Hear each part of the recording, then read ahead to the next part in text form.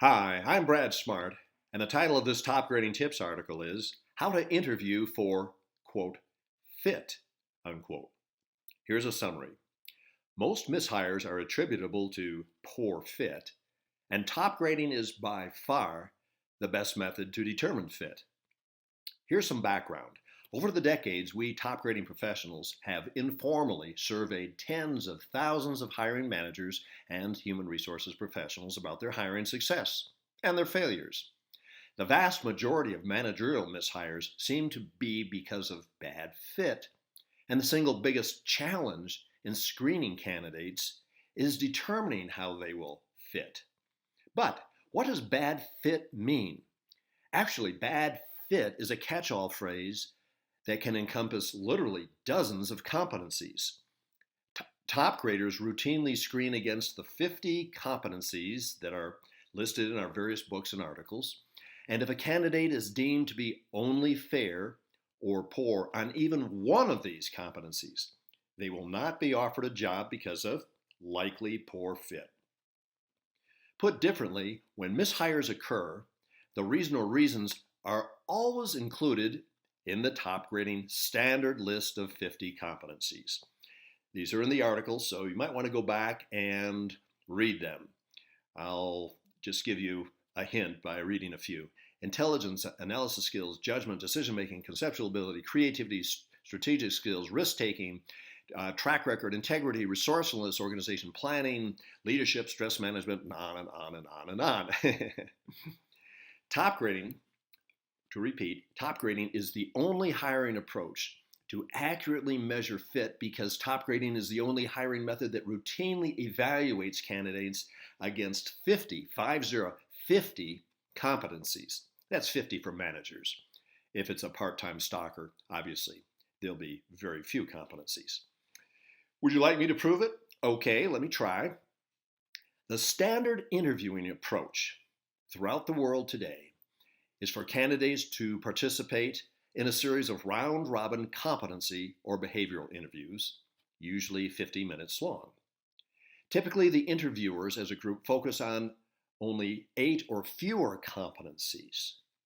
The format is to ask, Pat, can you describe a time you were, and then fill in the blank, well organized, or a good team player, or highly motivated to succeed, or whatever.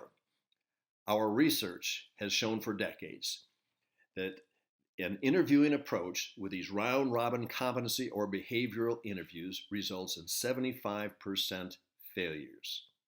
Wow. I met with just the number one human resources executives at just the largest 100 companies in the world, and they admitted 80% of the managers they hired turned out to be disappointments. Top grading, on the other hand, starts with a truth serum that motivates candidates to be totally honest.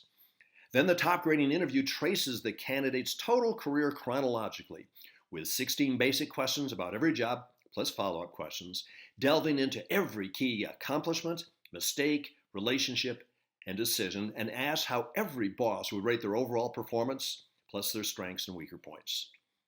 As a candidate describes a success maybe 10 years ago, perhaps taking over a major project or something, you learn a lot about fit, how the person worked with others, points of tension, what they liked and disliked about the job, how their boss would rate them, and much, much more. In the top grading interview, describing dozens of successes and failures in great detail reveals what the culture of the company was like and how well the candidate might have fit in that culture and how they might fit in yours.